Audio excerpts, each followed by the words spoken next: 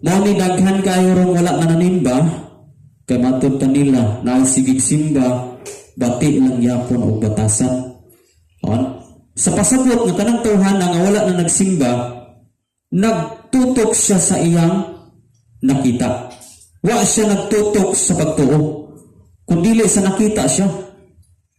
Ngunang daghan na kayo ng panahon nang wala na magsimbahan, kay ang ilang ginatutukan ang mga tigsimba. Wa sila mututok sa Ginoo, kundili sa mga nagsimba. Bisan pagdaghan kang bersikulo, pero nakapokus ka sa batasan sa tao, sa gipangbuhat sa tao, sa kinaiya sa tao, gipukusan nimo while gasimba ka. Ingnon kay suon sa dili madugay, madiscourage ka kay nganuman pakahimo kag sipyat. Gitan-aw kasi mo si kataw sipyat ra gimatayan. Hangtod na katong nagtan-aw nimo kay nasipyat ka wa na sa nisimba. Tungod ra sa imong gamay sipyat, wa na siya mosimba. Muna yung mga tao naglakaw sa nakita.